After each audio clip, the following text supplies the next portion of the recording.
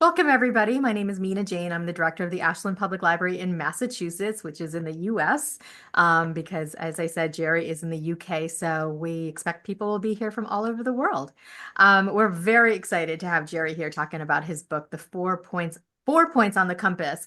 And I'm going to tell you a little bit more about that in a second, but I just want to say a few things first. One is I'd like to thank the Friends of the Ashland Public Library for supporting this program. We couldn't do all of this fun stuff without them.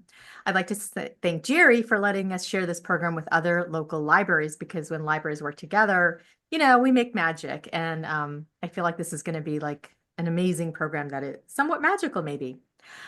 You can buy books by Jerry from your local indie bookstores, but we also have them at the Aesop's Fable, our local indie bookstore. I'll put a link in the chat to that if you would like to buy his book. Otherwise, you can always find it at your local library. Um, Jerry's going to talk for about 40 minutes. If you have questions, please put them in the Q&A, which is a button at the bottom of your Zoom screen. If you want, I will be turning the chat off during his slides, so I'll turn them back on if you want to chat with each other. But if you do have questions, please, please, please put them in the Q&A because sometimes the chat goes by too fast for me to really keep a track of. So, Jerry, 4 Points on the Compass. I saw this book before it came out. It actually came out in the US yesterday. So, if any of you have cake, we're celebrating. When I emailed Jerry, I think it was like the fastest response I've ever gotten from an author to say yes, he wanted to do a program with us. I mean, it was literally like within minutes. And I was really fascinated by this book because I cannot find my way out of a paper bag. So I'm going to learn all about the history and all about the compass, but also maybe how to get out of that bag. So welcome, Jerry. Thank you so much for being here. I probably should say more about you, but I'm going to hand it over to you to tell us about you. Yeah, okay. Mina, thank you. And thank you all for joining me. And it is really wonderful to do this because it was the first time that somebody reached out about this book. I responded immediately to Mina and said, I'd love to do this. And as she said, the book came out yesterday. So this is the first talk I'm giving on it in the US. So I'm really thrilled. And thank you all for joining me online. And welcome to London. And welcome to the 4 Points of the Compass. I can't find my way out of a paper bag either. So there's always a joke in academics. I'm a professor of English at London University. The day job is teaching Shakespeare, but I have been always fascinated by maps and mapping and directions. And in terms of something I'm going to talk about today to you is about how direction is also related to identity in terms of where you come from and how you define yourself, what you call yourself. And I do teach in London, so I live in the south of England, but I'm from the north of England. So I'm a northerner. And I'm going to talk a bit throughout the course of the discussion here about what those points of the compass mean to say you're a northerner or southerner. Some of you may say that you're from the south of the US. Easterners different. Talk a bit about that. Westerners, of course, we'll get into that. What I want to do is mix up the talk a bit by really just taking you through some images, which I hope might surprise you and interest you and engage you. And I'm going to take you through the 4 points of the compass because that seems an obvious thing to do. So to give you a sense of what the book describes, but also to do all those 4 points. There's maybe a little bit of science, but it's not really a science book. It's a book about the way in which the symbolism of these directions have shaped culture, society, and a sense of who we are throughout history, but hopefully with some unexpected points. So what I'm going to do is start by showing you an image before then going into the four different directions. And I'm going to show you an image which I'm sure many of you will have seen, or I hope you'll have seen, because this is probably the most reproduced photograph in human history. This is the famous blue doors called the Blue Marble photograph, which was taken on the 7th of December, 1972, on board NASA's Apollo 17 mission. It's not the Earthrise image. Some of you will have seen that. That shows you, if you'll have seen it, it shows you the Earth from the moon. So you actually see the surface of the moon and then the shot that looks into deep space and shows Earth. This is different. This is the first time that you see the whole Earth taken by an astronaut that day. I think it's a wonderful story of how it was taken. There were three astronauts. Nobody knows which one took the image. One of them did. There's a contact sheet that NASA would then send, and this was the image that they beamed around the world. And have a look at this, isn't it beautiful? So you can see that it shows the South Pole down there, the clouds capping the South Pole. You've just got the Cape of Good Hope there, kind of in the center left, just obscured by that swirl of cloud. You can see Madagascar over to the right, and then you go up to the top and you can see the Persian Gulf, the Red Sea. Just at the top, you can possibly just see the Mediterranean. Okay, great. That's the world, yeah? No, it's not. The image that actually was sent by that astronaut, and they all went to their grave claiming that they took the picture, and nobody actually knows who did. So NASA actually just attributed it to the mission. When they actually snapped the picture, this is what they took. Now, the point here is, of course, that it seems like it's the wrong way up. There is no such thing as the wrong way up. What happened is NASA saw this. They see, as you can see, the south is at the top, the South Pole, and you can see in the middle you've got Africa, and over to the right is the Atlantic, and the left, the Indian Ocean. That to us, we are hardwired to see this image as somehow wrong, but it's not, because south can be up, north can be, it doesn't make any difference, especially when you're looking at a globe. But what happens is, and I'm just showing you the two images, here you can see on the right is the photo as it was taken. On the left is what NASA circulated. They flipped the image to show north at the top. And they did that, and I'm going to explain why. There's a whole long historical culture as to why they did that, because we are absolutely hardwired, particularly in the West. Oh, the West? The West has put the North at the top. And this is when the story starts getting quite interesting. So then you distinguish between talking about the West. The West is a geopolitical idea, the North and South as a direction. And that's one of the things that the book is interested in, the way in which you easily shift and move between these. But let's just say that in terms of the Western modern world, NASA flips this image because they look at it and say people won't recognize that image on the right. So they flip the image, circulate the one on the left, and that becomes the sort of standard model for how we see the Earth. So what I want to do, I'm just going to show that slide in a second, is really now take you through the way in which these 4 points, north, south, east, and west, developed throughout cultures. And the book's title is interesting in terms of saying that it's called 4 Points of the Compass, because the compass is a relatively later development. The directions are already established within most early cultures before the invention of the compass, which is why I'm going to now show you this slide, which I love, which gives you a sense of the different words that are used for the 4 points of the compass and the directions. We often think of ourselves and we think of those directions in terms of the body. So we think about up and down, back to front, right or left. And north, south, east, and west are obviously are often seen in relation to that. On the left, you have a bit of rock art from Mali, which shows the idea that often the head is seen as north, the legs are south, left arm is therefore east, right arm is west. And the words that we use are often connected. So in Kihihi, you have Komitwe, which means north, and that comes from the head, whereas the word for legs also is about the south. If you then take that forward and you think about cultures like the Jewish and Arabic cultures, just putting up here some examples of how the words operate. East in Hebrew also means front or forward, and east I'm going to talk about in a minute, whereas west means behind. And that's often because in most early cultures, east is venerated because east is where the sun rises. It's a sign of rebirth, of renewal, of heat, of light. The west is where darkness comes, and also is a sort of metaphor for the idea of the sun setting, the end of life. Arabic is interesting because the term from north or left, south is al-janub or right. In Chinese, the pictograph for north represents two people back to back, and the front looks southwards.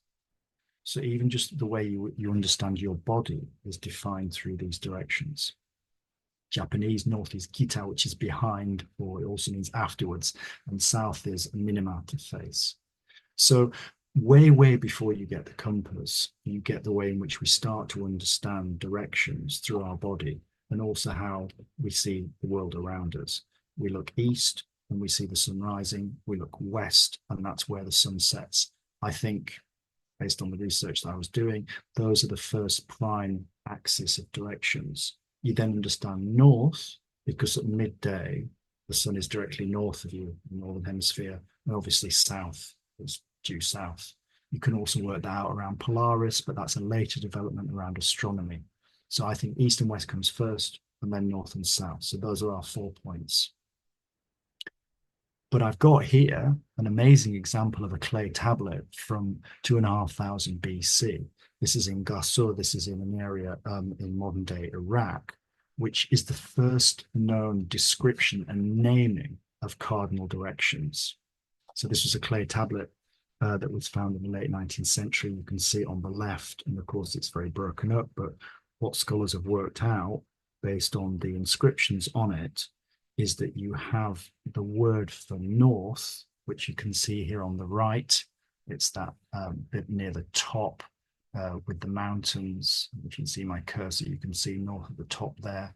And then there's a little roundel down here in the bottom right, which is east, and down there on the left is west.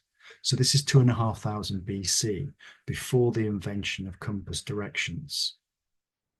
And what this map, which it really is a clay map, seems to suggest is that these directions and the words that are used in the Akkadian culture are about wind directions, because this is an agricultural society which has to understand the way the wind is blowing, because that affects obviously in terms of crop rotation, and also that north can be a place where, you know, cold wind comes from.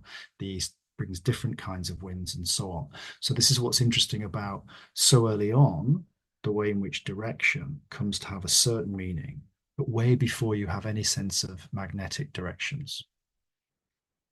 The Greeks, of course, also developed much more astronomical ideas linked also to deities. And this still exists. This is in Athens. This is the Tower of the Winds. It's designed around 100 BC. And what the Greeks start to do is develop and take up those terms around north, south, east, and west, and have these principal directions. Language then becomes important here. So you can see Boreas is north, Heliotis is east, Nautus is south, Zephyrus is west.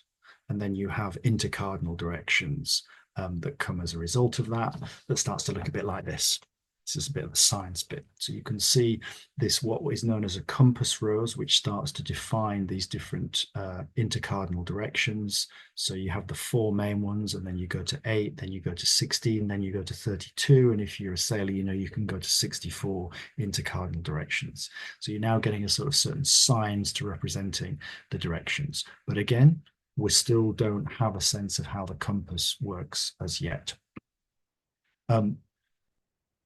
Not everywhere, though, just privileges 4 directions. And I'm going to get to the point at which where you put what direction you put at the top of your maps in a minute. But also, it's not just that all cultures have 4 directions. Most do, but actually in pre-Columbian Aztec culture, you might prioritize east, which you have here. This is from a Mesoamerican pre-Columbian text, which shows the directions. Yes, the 4 directions. East is at the top, but at the center is the quincunx. It's a 5th direction, which I think is really interesting, because I'm going to say a bit towards the end about online maps and how we now have a 5th direction as well, which is us. It's the blue dot. We've moved from the blue marble to the blue dot, and we follow the blue dot on our phone.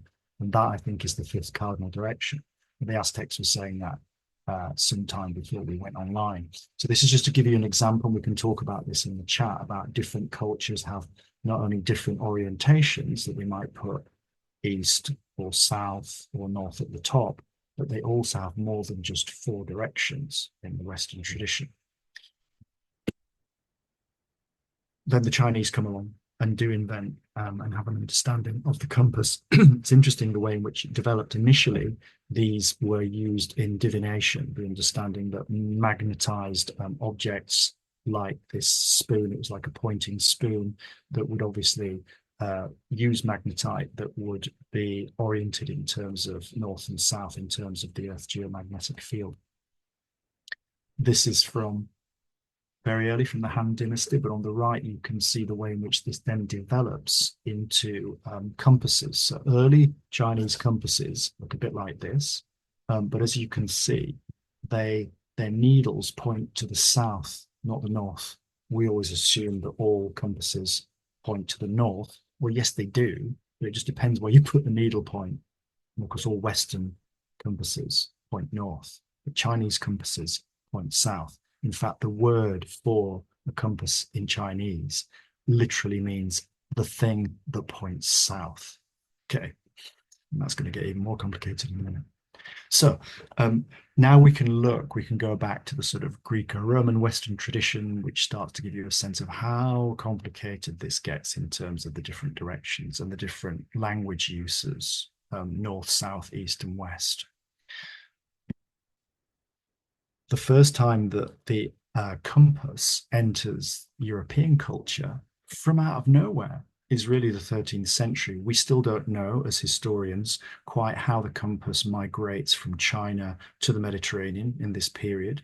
This is one of the earliest representations of a compass. On the left, it's from a very beautiful map called the Catalan Atlas, which is dated 1375. And it shows, does indeed show north at the top. But if you look at this and put it alongside all the different terms for the directions that you see on the right here, you've got the Greek tradition, which uses these terms, Boreas, Epiliotis, Notus, Zephyrus. The Latin Roman tradition, which then comes along, draws on them, but slightly changes the terms, and we start to see some that are recognizable to us. So Borealis for the north, which is really about astronomy, so looking to the stars, Aurora Borealis. East, Orientalis, so Orient, which is really from the Latin, which is the sun rising. Yeah. Australis, amazing. There is in the Latin tradition, and we have it in the Greco-Roman philosophical text, an understanding that there must be a southern continent, which is in the south, Australis. And what do you know? Hundreds of years later, we get a continent called Australia. But the term comes from sharp or harsh winds in the Latin. And then the west, Occidentalis, which is a falling or a passing away of the sun setting. Then we get even more recognizable terms which start to emerge in vernacular spoken languages, Proto-German, north, nord, east, est, south, sund, west, öst. Yeah.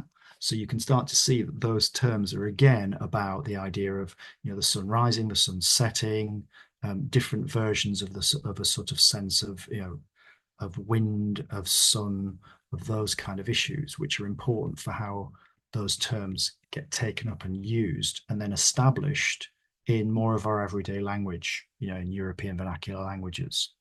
The mariners then get hold of these terms as well, so you can see again some of the ways in which these terms get used. Tramontana, Levant, Ostra, Ponente, and then also Arabic words which start to feed into these intercardinal directions. That's probably my most complex slide, just to give you a sense, just really quickly, of how these terms move and shift for the directions. So having done that, let's think a little bit about the different directions. Let's start with east. I'm going to zip through these different directions for us. East, as I've said, I think is historically probably the most important direction in many cultures, and it is because it's where the sun rises. It's about, rebirth. It's the beginning. It's about heat. It's about light. So early cultures that venerate the sun and look eastwards are then taken up by Judeo-Christian beliefs. And that we know, of course, that tradition is about worshipping to the east, ad orientem in the Latin. And those of you who know your biblical text from the Old Testament will know that the East is then taken up within monotheistic cultures, within Christianity and within Judaism, the way around, focused on the East. So they take the tradition of venerating the sun, but they obviously can't venerate the sun. They want to talk about creation around, a divinity. So that is seen as coming from the East. So in Genesis, God planted a garden eastward in Eden. In Ezekiel, the God of Israel came by the way of the east. And if you look at maps from the period, like this amazing map from, I'll keep doing that.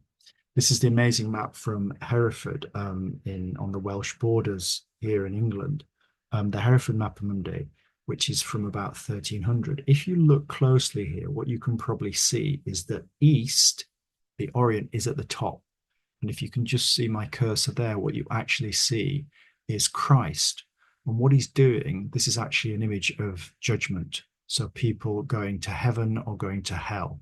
He's making a judgment outside the frame of the map, but with east at the top, and therefore west at the bottom, right? You see that east there, west, and therefore north and south, and these little roundels and have the Latinate terms for the directions. And just here, hope you can follow my cursor, just below that image of Christ, is the Garden of Eden. You actually see Adam and Eve. And if you therefore move down on the map from east right the way down to the west, and this is Gibraltar, the Pillars of Hercules, what you can perhaps just see here, that's the Tower of Babel, are Old Testament scenes. So it's a map which goes from the origins of the Christian worldview in the West, right down through to the very center of that map, which is Jerusalem. And it's the scene of the crucifixion, down to the Mediterranean and down to the very bottom of the map, which is west.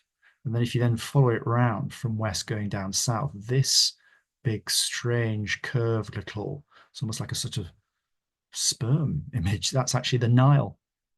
And these are the monstrous races that you may have heard of, that medieval culture says that there are all these monstrous races in Africa.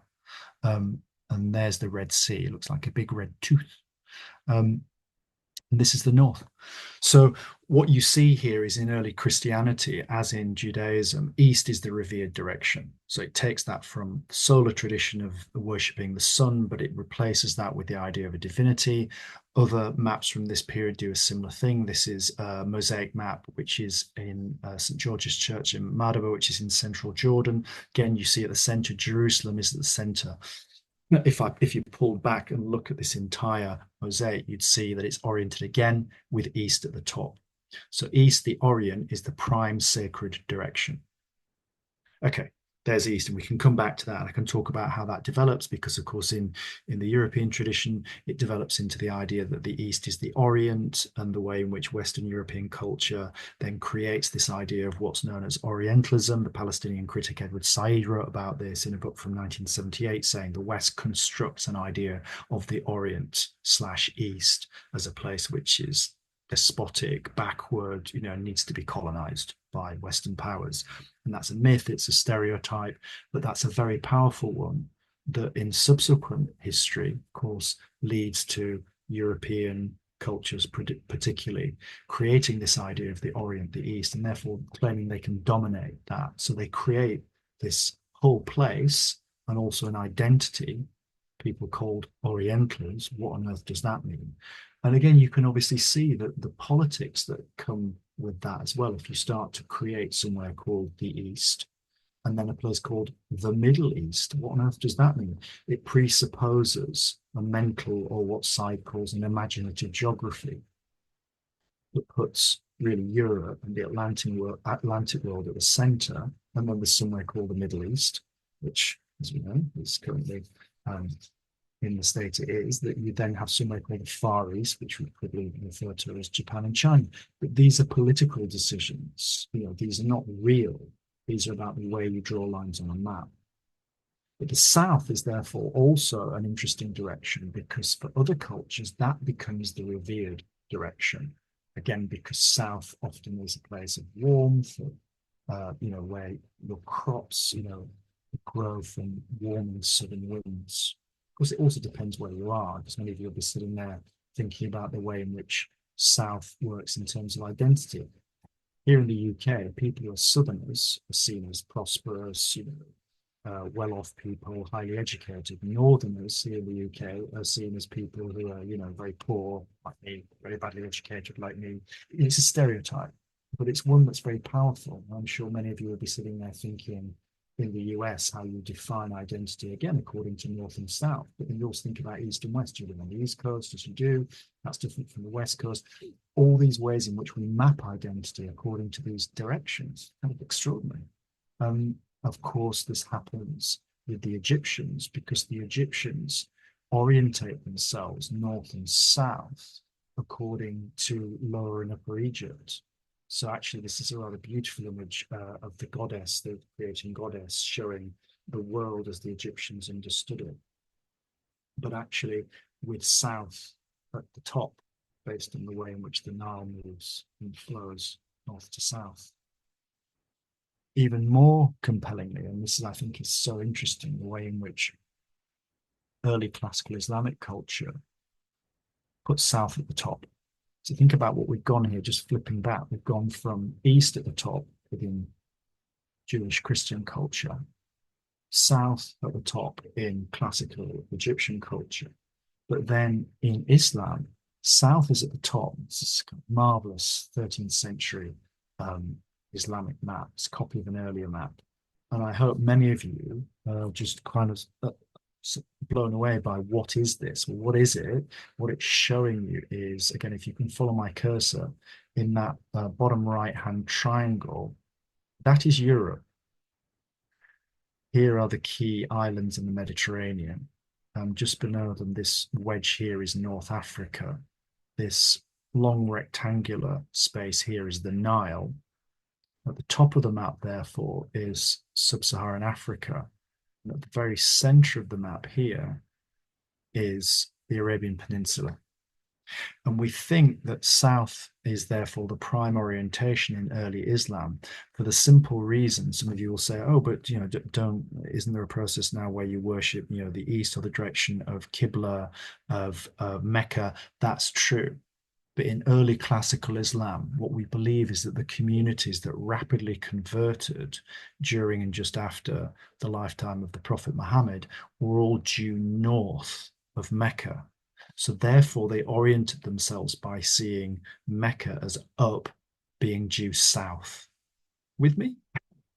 This is where direction, I think, is so extraordinary because for most Western eyes, this map is completely alien.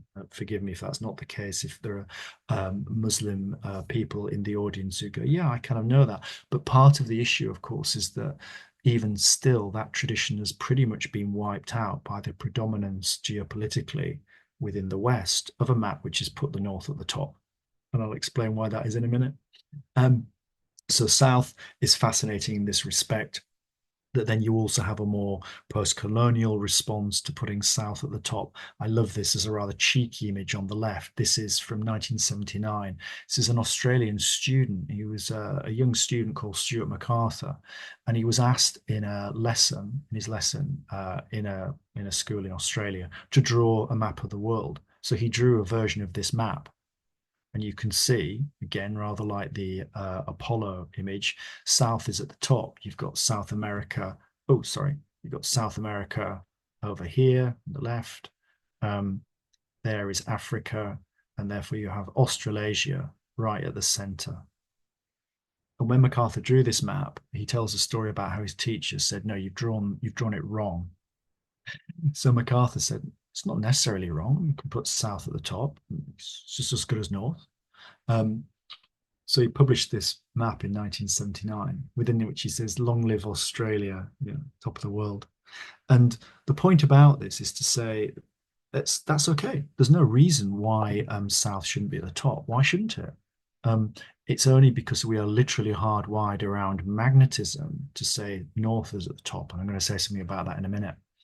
But just as classical Chinese science and culture can say the compass could point south, MacArthur's map is not wrong. It's just an orientation that is unfamiliar to us. But I do love looking at it because somebody pointed out to me what's great about this is you look at it and you go, yeah, okay, I'm making connections here that you wouldn't if the map was the other way around. So we need to get away from saying that it's upside down. It's just the other way up. On the right is a more sort of political but also artistic response. This is from a Uruguayan artist, Joachim Torres Garcia, who produced a little sketch map art object drawing from 1943, Inverted America. And again, you can see the point maybe that he's making, which is to turn the idea of South America again. Even I'm saying it upside down. It's not upside down. So you see that Cape Horn is at the top here. And he's also drawing on indigenous Mesoamerican traditions, longer conversation we could have, that he's using the image of the sky, the stars, and the fish. Here you have, as it were, the European boat, which is sailing along. You can see these lines here, scientific lines of latitude, longitude, which are being established from, again, a Western tradition. And then you suddenly go, yeah, why do we call not only America America? Well, we have an answer for that, Columbus, Americo Vespucci, but South America, South Africa, the Middle East. Suddenly you realize how these terms take on such political and to some extent you might say artificial definitions. And if you look up Torres Garcia, he's brilliant. He says, why should we do this? It would just be as easy to invert the world. And it's a political statement to do that, to recenter our culture and move away from a way in which a European colonial tradition has named us and oriented us. Even that word orientation, yeah, of course, it comes from the idea of the East, but we now use it very much to sort of say, if we are disoriented, it means, we're lost, we don't know where we're going, we're a bit out of it. Well, technically, it comes from the idea disorientation. A literal translation would be lost from the East. So South could do just as well, but North has triumphed. Why is that? Well, I just want to give a quick little example about this because one of the reasons I wrote this book is many years ago. I said my day job is I'm not a geographer. I actually studied literature at university and I teach Shakespeare mainly, but I've always been fascinated by maps. And as a northerner, I've always been like, why is my identity tied to a flipping compass? That seems a bit weird. So what I've always been fascinated by, why is North at the top?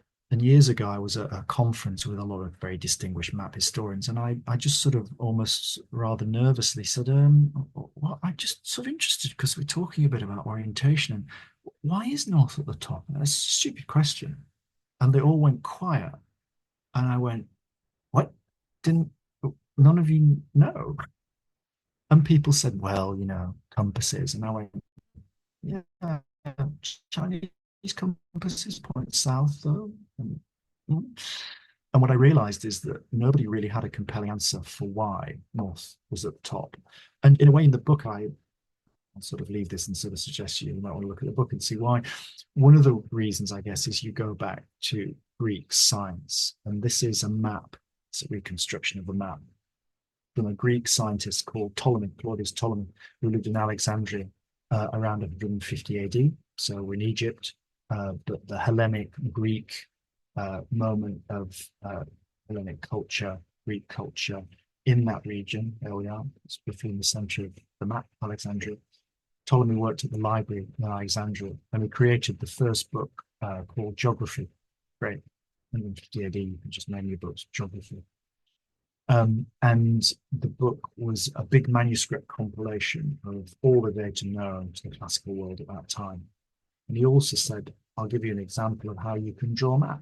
He said, you can never project the globe, which is a sphere, a three-dimensional object, onto a two-dimensional flat piece of paper. But you can distort it a bit. But these are ways in which you can do it. And he says you start by basically taking a pin, putting it at the North Pole and hanging a piece of cotton from it. And then you can swing it right to left to create what you have here, what he calls a graticule. Yeah? And then you can draw straight lines that go north to south like this.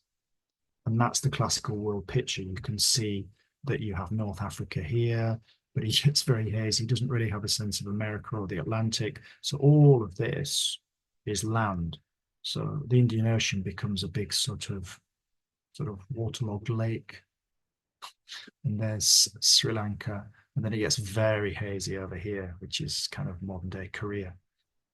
So it's Ptolemy who just basically makes a geometrical decision. You work out how you project the Earth as a sphere onto a flat piece of paper by starting at the north. But very funnily, the Chinese, though I told you the Chinese have south pointing compasses, the Chinese also orientate their maps with north at the top, but for a very different reason. They do it for imperial reasons, because this is a map from around, we think around 1620. Amazing map. It's called the Selden map of China. It's in the Bodleian in Oxford, was rediscovered recently. But yeah, it's 1608. I think it's a bit later. This is a fascinating map because if you can see, it shows the first European compass rose with the directions up here. It shows the wall of China down here. And what you can see is, and then this is Southeast Asia and the islands down here, Indonesia. India's actually over here. So this is all China, Korea, oops. But it's got north at the top. Why is that? It's not because by this point the Chinese have adopted Western European methods of map making. It's because imperial Chinese culture says that the emperor in any imperial audience always has to look down south, and they're synonyms. South is down, whereas the subjects look up north towards the emperor. So it's not, again, because of compass directions, it's because of the imperial sort of mindset of how the Chinese understand up, north, down, south. And it's a relationship around subjection and imperial power. So this is the Selden map of China. Fascinating, beautiful map, just recently rediscovered, changes how we think about Chinese map making completely. But again, like this tradition from the Greeks, has north at the top, but for very different reasons. North being at the top here. So there's north. Oh, go on, give me my next picture. But the person I think who really cements the idea of north being at the top is this guy, Jared Mercator, not Matteo Ricci. It's this one, Mercator. And the Mercator map is from 1569. And this again shows north at the top. Can you see here? This is where I am. This is Europe. It's where you are, America. South America, Africa, Southeast Asia. And Mercator produces this map in 1569. He puts north at the top, but it's a very funny looking north if you look at it, because if you can see north here, the North Pole is not a pole at all. It goes on forever. And if you look at the South Pole, it do the same thing. That's because Mercator invents a scientific map projection where he says, if you want to sail from east to west along here, these lines, I need to give you a projection which creates minimal distortion east to west, but then the parallels lengthen the further north you go and the further south. But as a result, you get more distortion. So look at all this land up here, massive distortion to the North Pole where you get maximum distortion. But Mercator says, nobody wants to go up here. It's cold, it's icy. People have tried to get up there to get over to China and they disappear. It's not a good idea. So I'll give you a projection which allows you to sail east to west, because you can see what all these ships are doing is going east to west. And of course, in the 16th century, post-Columbus, that's where you want to be going, not north to south. So my argument is that north triumphs simply because nobody wants to go there. This is then a projection which most sailors adopt because it is for navigators. That's what it's for. It's just to navigate. It's not a Eurocentric account of, this great empire. It's just, this is how you get from east to west, but you put north at the top. So that's my explanation. We can have an argument about this.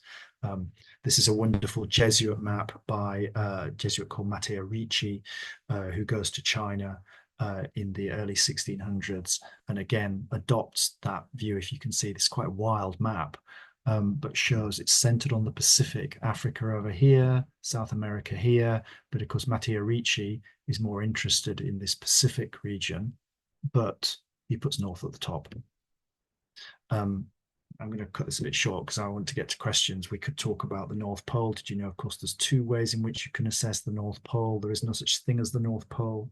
Yes, there is a magnetic, calculation you can make.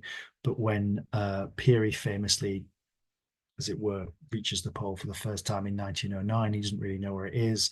And actually, it's a black African-American guy called Matthew Henson who really gets there. I don't know if you knew that. We can come back to that. So the North is itself a highly contested, complex term, as we can see at the moment.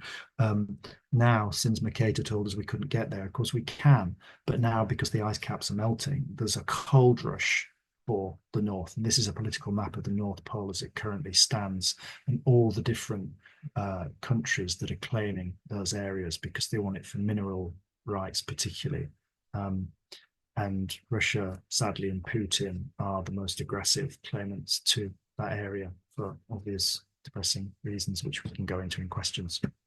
I'm going to end very quickly by I've made the point to you that of all the directions that have primacy, mainly it's east. There are also maps that have south at the top. And then you also have a tradition where that could happen not only with the south, not only with the east, but with the north, and west doesn't get a look in. I'm going to end by just giving you one cheeky example where I think west is at the top, which is this map. It's in the first maps from Columbus's 1492 voyage to the Americas. And this is a map by a guy called Juan de la Cosa. Now, if you can see this map, you can see that what it's really interesting in is a bit here on the left, which is this is South Central America. This is North America up here. Here is Cuba Hispaniola. So this is the Caribbean. This image here is St. Christopher. Aha, it's Christopher Columbus, or it's a sort of metaphorical religious image, really, of Columbus, St. Christopher. This is a compass rose orientating you, and this is showing you the sea, the ocean. Up here again, me, Europe, Africa here, and over here you can see Asia. Oh, now this is interesting. Look at how the words are written. Europe seems to be upside down. This map is oriented with north at the top and west is over here. But actually, you may see from the writing, it's wrong. It should look like that. West should be at the top. This is the only example of a map, of a world map that has west at the top. And I think in those early years following Columbus's voyage to the Americas, Europe suddenly thinks maybe this is the prime direction. Now, of course, it's not, but if you look closely at this map, you can see the writing is correct. You can see here it says Asia, you can see it says ocean here, and St. Christopher is at the top. So again, rather like the NASA image, it's being reoriented, and that's wrong. And west is at the top. I could talk more and I could talk about where we are now with online maps, but I've used up my time. So I'm going to stop now. And thank you for your patience and listening. And we're going to go have some questions. Awesome. Thank you. Do you want to end your slideshow so it's just you and me having a conversation? Excellent. Or stop your share. I mean, yeah, perfect. Yeah. Awesome. Thank you. Wow, that was a whirlwind tour of the world and people how people look at it. I did open up the chat so you can all chat with each other, and we do have some questions ready to go. So the first one, who first had the concept of an overhead view of the Earth instead of viewing it from ground level? It's a great question. And I think the answer is, I think it's really Ptolemy. It's that 150 AD image. Ptolemy starts to say, think about how you can imagine the Earth from above. Now, I should say with that, we're working from a very overdetermined Greco-Roman tradition. That is my kind of heritage to some extent, and that becomes so celebrated. And he's probably not the first figure, but it's a brilliant question in the sense of that's why I've always been interested in mapping. It's about how you imagine rising above the Earth and looking down upon it. And that's why I think the NASA image is so amazing, because Ptolemy says, imagine what the world looks like and how you could draw it, but you have to imagine stepping outside of the Earth and looking down from above. And I always love saying the final moment when we finally get that image, when we're not just imagining it, is a US astronaut taking a picture in 1972. And I think that's amazing. It's not a geographer, it's not a map, it's a photo by an astronaut taken about hundreds and hundreds of years later. But Ptolemy, I think, for me, is the first person. And some of the Roman thinkers, Scipio Africanus, that you have this dream of Scipio where again he rises up above the earth and looks down. Didn't CNN do a lovely bit on election night when they took one of the guys and they said, voting intentions of somebody, and they said, let's go into this person somewhere, in Philadelphia, and let's go into their street, and let's go into their house, and let's go into their mind, and let's then zoom right in down to their molecular level, and then let's draw straight back out. And I think they ended up saying it doesn't really matter because from deep space, who cares, what's going to happen? And that's why I think mapping always is so important for that, because it is about being able to rise up above and transcend some notion of the petty issues that we're dealing with. It's Mhm. as much a philosophical thing, because I always say, a map says, where are you? And where am I is as much a philosophical question and is connected to who am I? I am a northerner. You know, I call myself a northerner. I don't really feel I'm defined by a point on a compass, but I speak in a certain way. I have a certain outlook. I am shaped, I think, to some extent. I'm reluctant to acknowledge it. I'm sure some of you would say similar things. I'm a southerner. What does that really mean, though? So it is connected to that idea of rising up. And I think what we've lost, and what you said it, Mina, when we came first onto the chat, the blue marble image is so beautiful, and it kick-started an environmental moment in the 70s, because people looked at that image and said, what an amazing planet we live on. We've got to look after it. And I talk in the book and I say we've gone from the blue marble to the blue dot. And it's the opposite of that really great question, that we're not looking up anymore, because we're so defined by looking at the blue dot on our phone. We walk around. I do it myself. And that, I think, has diminished a sense of our understanding of the world out there. Globalization is absolutely not telling us to look up, look around. It's all about consuming and looking in. It's the opposite of what it seems to be about in terms of global imagery, which is why I think maps are so vital, how we think about how we move around the world and understand our place in the world. So thank you. It's a great question. Yeah, I just want to remind you that Jerry's book came out yesterday in the US, and you can find it from any local bookstore or library. I know we have it here in Ashland. Um, Barbara asks, did many cultures recognize and use the North Star in their understanding of direction? It's great. Again, really good question, which is that the Greco-Roman tradition does. So again, it gets mapped onto the way in which we use terms, for the poles, and we think about that in terms of astronomical observations. So yeah, and that becomes part of the story, I think, of why indeed north becomes vital, because even before the compass, people understand north by the North Star. It's not totally accurate, but you get still a rough idea about how you think about the north. So you can do it in two ways, can't you? At midday, but again, you have to assess what midday is. Midday, if you're in the northern hemisphere, the sun is directly above you, and that it's directly north and south on an axis. Or at night, you can understand the North Star and orientate yourself. And that's obviously how navigators work. And that clearly does shape to some extent how I think on sailing charts, and in early Mediterranean European charts, north and south become absolutely essential. And it is from using that kind of astronomical observation. But it's quite late, relatively, it's late, For thousands of years, people are using winds and are naming directions according to winds, because they're not moving much. They're relatively sedentary agricultural, not wholly, but to some extent, they're agricultural societies. So they're thinking about wind direction, and they're thinking really about rain and heat and light, and that drives direction. That's why it becomes so important. But so astronomical observation, yeah, and the North Star, yeah, that becomes really kind of key, especially when people start traveling and moving particularly over long distances and over water. And that becomes vital in the kind of early European era of what we call exploration and discovery. Right, absolutely. I was saying absolutely because I'm thinking, like, who's the first person who looked up and thought, huh, that star Mm. is going to show me how to get Yeah, someplace. yeah, Like, yeah, what kind of thinking is around that? yeah. Was it the cave people that were like, I want to go find some food? Well, I think so. The east-west, I think, starts it first. So that sense in which you understand that direction, and you literally go that. So you probably go, right is east, and that direction is west. And then from that, you start to go, okay, well, you need an act. We often in cultures, break things down into fours. Mhm. It's somehow easy, binary oppositions, and that sort of shapes, I think, how the directions work. North, south. We always say, don't we? North, south, east, west. You don't say, well, you'll say northeast as an intercardinal direction. Chinese, of course, do it differently, but you will often think that you think east to west first, and then you think north to south.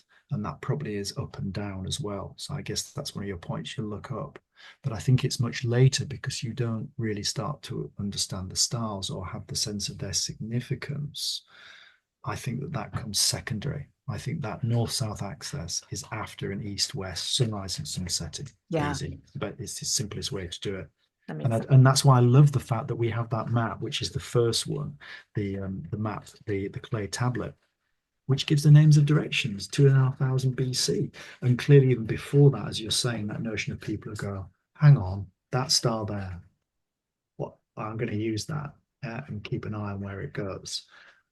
I wish, it's obviously impossible to record where that moment happens, but there is a point where once people recognize that and agree on that, and I do this in the book, a lot of it is about how you agree on those terms. And I say it's a bit the philosophical argument. Wittgenstein talks about language games. When everybody agrees that when you talk about north, it means one thing, but then in another language game, it can mean something else, right? So when I say I'm from the north, that's about identity, geopolitics. If I'm on a boat and I need to go north because my life depends on it. North, we agree on the way of thinking and using that word in a different way. Mhm. Yeah, just Yeah. north. It's not. Somebody says north, and I go, I'm a northerner, but north. There's a different meaning there, which is why it's kind of just in the book. The book is a very short book, but I got complicated, sort of saying it depends where you are. When I'm in the States, right, I say I'm a northerner from England. Mhm. If I'm in South Africa, I say I'm a Westerner. I don't, yeah. So it's all about where you sit and where you are, because Mhm. that will always shape the way in which you identify. Right. Right. And I And say this in the perspective. yeah, I say this in the book. I used to live in East Berlin. What was that about? East Berlin, it was a city that was just, artificially divided, but it gave people a sense of identity. Just a very quick story about that. I had a friend who was an East Berliner, and he showed me a map that he had under the old East German regime of the city before it was divided. And he said that he'd listened to pirate West Berlin radio for years, and he'd get the map out and he'd work out where they were talking about on his old map that showed a unified Berlin.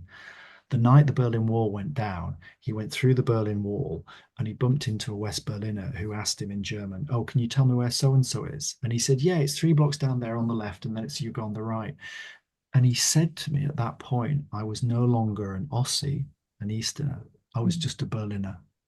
And it was such a powerful story about the way in which he had this unified map of the city in his brain, but he'd never been there. But he could tell somebody that night where to go, and they no longer looked at him as an Aussie; they just saw him as another Berliner. And Mhm. that kind of captured for me orientation, its relationship to identity, and how that kind of shapes the sense of who we are. Mhm. Just really quick question. Does your book contain the maps and images that you've shared today? Yes, all of them, and Awesome. some more. Ooh. You've been holding out on us. Yeah, can't Nancy give it all asked, away. did when the first maps were really coming out and being more like cohesive, do they people still think the Earth was flat at that point? No, it's a complete myth, by the way. So Oh, it's a 19th century myth, I have to say, by American scholars, who want to sort of create an idea that medieval people were a bit stupid. That the Greeks know it, Aristotle knows it, Ptolemy from 150 AD knows about it, and he's backing onto a whole tradition where there is an absolute understanding um, for thousands of years that the Earth is a sphere. So there is a crazy guy called Cosmas, who's a monk, a medieval monk, who has this bonkers argument about the Earth being flat and shaped a bit like a chest, like a chest that you open. It's complete nonsense. So there is no notion. It's a way old tradition, but the Greco-Roman tradition, the medieval tradition, everybody knew that the Earth was a sphere. And Ptolemy's showing it because Ptolemy's saying, this is how you project the sphere that we know the world, Earth is a sphere, onto a flat piece of paper. How do you do that? that's so interesting that for Yeah. so long, so many people have heard that, and it's just become sort of canon. So Yeah, that's really interesting. So this is yeah, kind of a longer question. yeah, One of your early slides showed an interesting arrangement of directions. It may have been mhm, Aztec or Mayan. yeah, It possibly showed east at the top, then south to yeah, the right. Do you know how yeah. the pictograms indicate those directions? How historians figured out the relationship between the pictograms and the directions? Yeah, you're just talking. I mean, obviously my Mandarin, I don't have it. A great friend of mine, Timothy Brook, who wrote a great book called Vermeer's Hat, would sort of walk me through the way in which those pictograms are showing certain images. The Chinese pictograph, about East, I think is brilliant. Two people back to back. So it's just doing a lot of that very granular research about language, basically, across the different languages. And again, the Mesoamerican traditions were fascinating. Again, drawing on scholars who'd written on that material. And the book is, in a sense, a synthesis to draw that together to say, you know, there is a global story here. Don't just tell the Western story. But I talk about African language and directions, as well as Mesoamerican, South Asian, Japanese, Chinese, because I think you need to now, because you can't make a presumption. Again, it's about where you stand. The North means something different if you're in Japan Mhm. than if you're in Ghana, than if you're in California. And we just need to acknowledge that and respect those different orientations.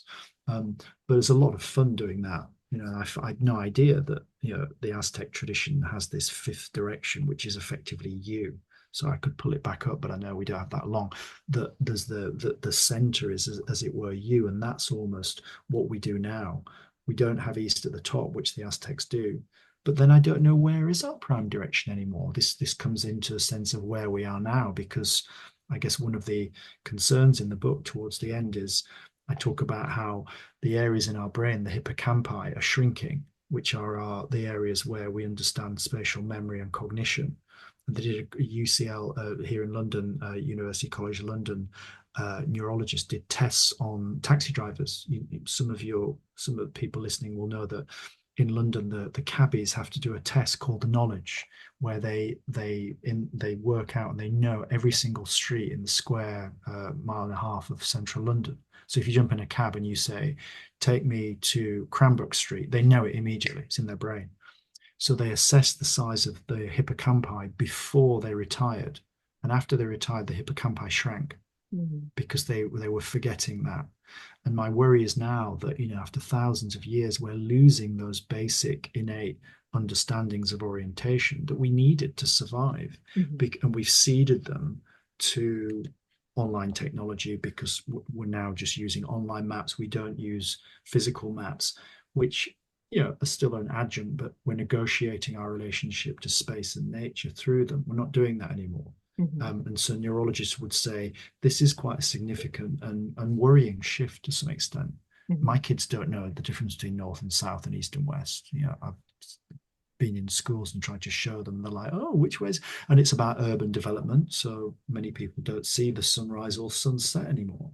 So Mhm. that is a big shift, I think, that's happening over long periods of time, which is why I wanted the book to have that big historical sweep to say, we are now going through an online change, which is a little bit troubling to some extent. Yeah. My kids don't know how to alphabetize, so I mean that's a lost art as well. Yeah, yeah, yeah. It's Um, text. so Marcia says that her husband would have enjoyed this conversation because he is known for his map and compass classes. So we are recording this session, so you all can share it with your friends. Mm. Barry asked this really interesting question. What was Shakespeare's understanding of the map of the world? What a good question. It's a really good question. Yeah. In Twelfth Night, he talks to one of the characters. He says that they smile, and the creases on their face are like the new map of the Indies. So in 1600, there was a famous map by a guy called Wright who just produced a world map, and it showed the early English plantations in Virginia. And that map is on the Mercator projection that I showed, the 1569 map that I showed you with north at the top.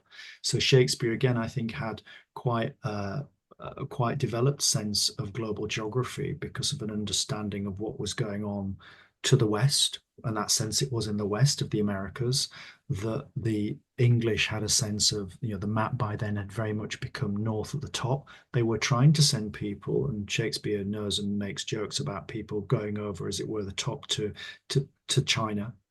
So there is a quite a developed sense, because by 1600 the East India Company is formed, so the English are trading quite extensively internationally, and Shakespeare knows that. There's a big connection to the Islamic world. Elizabethan England is allied with the Islamic world, with the Ottomans and with the Moroccans and Persians, and Shakespeare knows about that.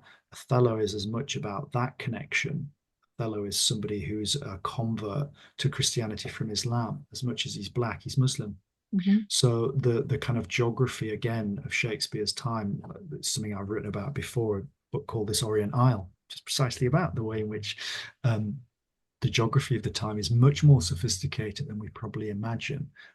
So yeah, Shakespeare even makes jokes about world maps in 1600. That's Shakespeare.